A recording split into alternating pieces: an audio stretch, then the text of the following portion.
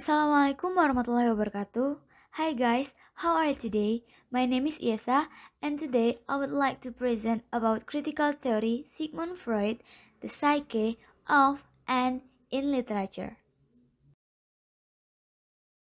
Before we come to the topics for discussion, let's take a look to the biography of Sigmund Freud.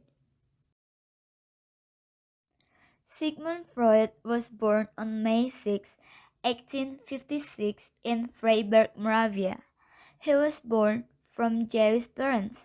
He was known as an Austrian neurologist, psychologist, and the founder of psychoanalysis, who created an entirely new approach to the understanding of the human personality.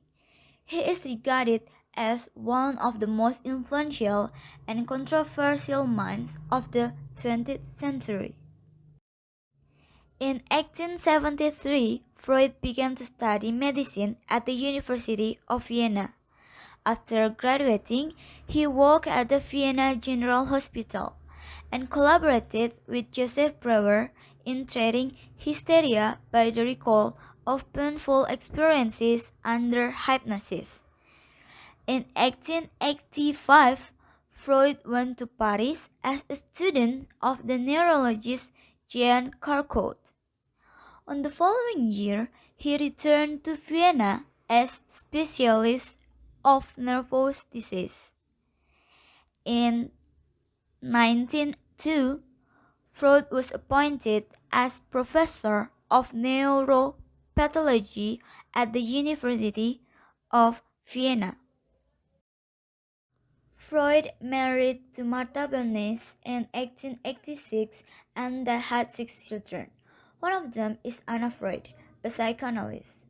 Freud had been diagnosed with cancer of the jaw in 1923 and underwent more than 30 operations. He died of cancer on September 23, 1939 in London, England. And now, let's talk about the meaning of psychoanalysis. Psychoanalysis is methods of treating patients with nervous illness which emphasize unconscious mental process.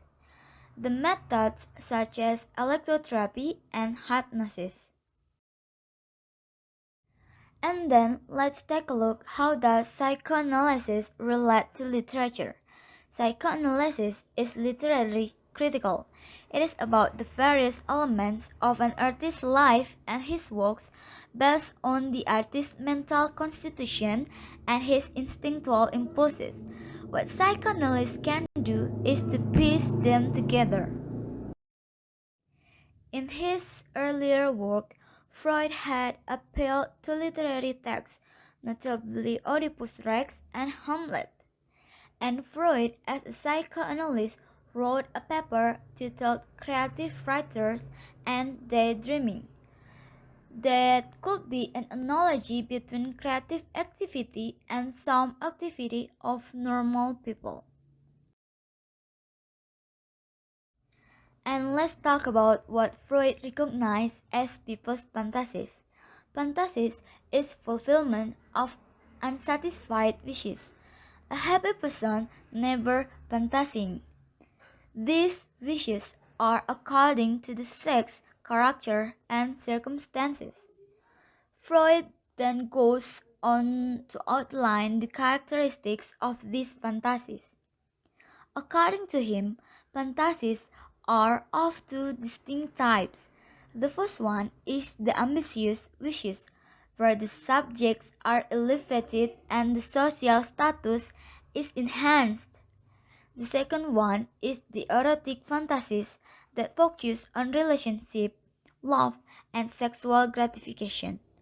Ambitions predominates to young men, whereas the erotic fantasies predominate to the young women. The ambitious and erotic fantasies are often united in our fantasies. And next discussion. Who are the creative writers? I got 4 points from Freud's paper. The first one, the creative writers are the writers who seem to originate their own material, not those who take over their material ready-made from the ancient writers of epics and tragedies. The second one, the creative writers are not the writers most highly esteemed by the critics, but the less pretentious authors of novels, romance, and short stories, who nevertheless have the widest and most eager circle of readers of both sexes. The third one, creative writers have a hero who is the center of interest. It is the true heroic feeling. The hero is always the writer. And the last one, creative writers are the portrayal of reality. It is about good people in the literary world are helpers and the bad people are enemies and rivals. Now let's move to the differences between creative writers and daydreamers. There are two differences between them. The first one is about the material and the second one is about pleasure. Okay, let's take a look. For creative writer, she or he has strong experiences for her or his works. It is usually belonging to childhood memories. Whereas daydreamers, she or he is revisioning of ready-made and familiar material, not original creation. It is derived from the popular treasures house of myths, legends, and fairy tales. The second one about pleasure. Okay, when creative writers present her or his plays, she or he could make the readers experience a great pleasure, while daydreamers, she or he could give us, the readers, no pleasures by her or his disclosures. Daydreamers often conceal their fantasies from other people because they are ashamed of the fantasies.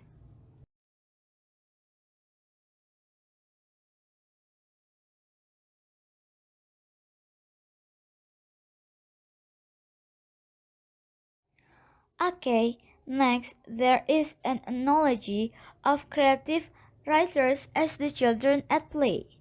Every child creates his world and rearranges the things that are a part of his world in a different and new manner that would please him. Children love their games and they invest a wide range of emotions in these games. Similarly, the creative writer also uses his imagination and does the same. He takes his world of fantasy very seriously. The writer also invests large amounts of emotion to invest his plots, characters, and setting. And then we talk about aesthetic pleasure. We take no pleasure in hearing the fantasies of real people. So why do the fantasies of creative writers give us such inordinate pleasure?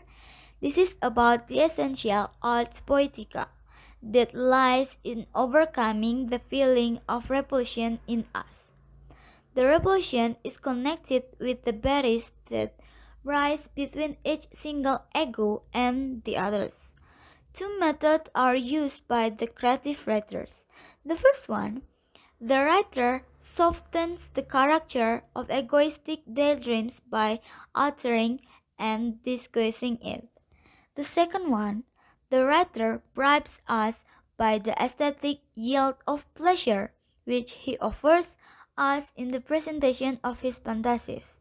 This incentive pleasure or for pleasure as Freud calls it make possible the release of a greater pleasure in the depth of our own psyches.